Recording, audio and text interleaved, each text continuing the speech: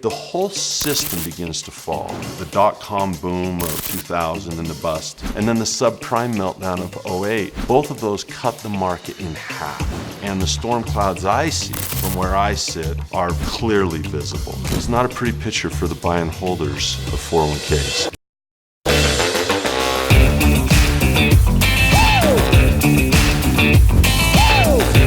95% of our country doesn't have any idea how any of this works, so they just get angry. Instead of thinking to themselves, I know somebody who has more money than me, why don't I just go figure out what they did?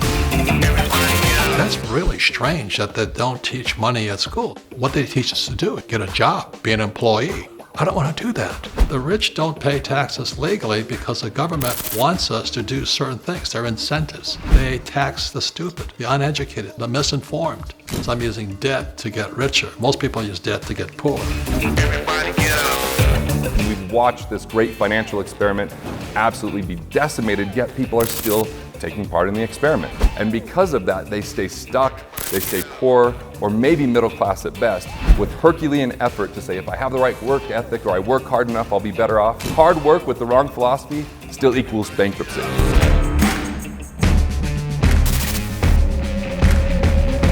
I used to open my real estate seminars with, how would you like to know the secret to getting rich? And my answer is, go into debt as far as you possibly can.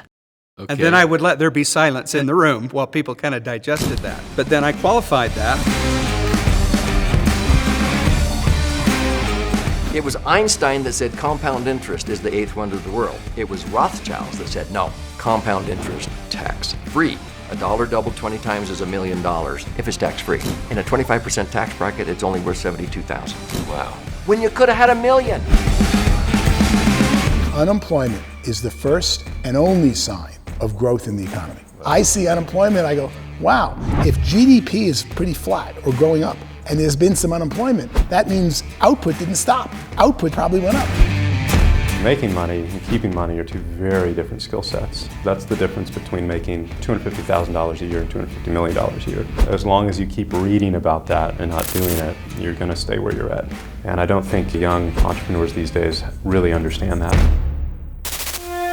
The largest exchanges and cryptocurrencies are dominated by banking interests, and they're not stupid. If the public had known that the reform legislation was written by the bankers, they would never have gone for it. There's a real name for that, and it's called a cartel. One of the things that is really interesting about crypto is not only is it extremely exciting technology, not only are we seeing really, really exciting early markets, but also it's so exciting that it's bringing, a good majority of the smartest people in coding and in finance that are coming up. Blockchain is the most exciting innovation. There's going to be trillions and tens of trillions of dollars of capital created through this system. There's going to be so much value created that all we need is one tiny little sliver of that value and we're just fine. I am going all in. Really what needs to be explained is our wealth, our prosperity. Where did that come from? And how do we generate more of that for everybody globally? Let's not worry about what the market's going to do tomorrow. Let's not worry about people telling you it's going to crash next year, those kinds of things. Think about being an investor for the rest of your life, and let's start doing it the real way, the way that works. The rapaciousness and mercenary nature of Wall Street and the things that they do make them impossible. We offer that expertise that does help level the playing field. At the end of the year, I calculate our average gain, and we just do really well. Only 50% of the population is cognitively hardwired to be an entrepreneur. And the other half of us were just not programmed that way. Imagine if you had a $10,000 or $20,000 a month residual coming that just took care of you, earning a small amount off the efforts of many versus 100% of just me. The middle class are people who may have a little bit of money, but most of the time they end up spending what they have. And the challenge with that is your business will always be a mirror of yourself. I was trying to make businesses make money, but I wasn't myself being cash flow positive. I wasn't reinvesting the money, buying properties, buying assets, making sure they were making money for me. Why would the money come my way? Money's always trying to find the best home. And if I'm not able to appreciate the money won't appreciate. Let me just declare my bias right up front. I am a capitalist. I think capitalism is collectively the greatest thing the humanity's ever created, and I'm going to prove it to you.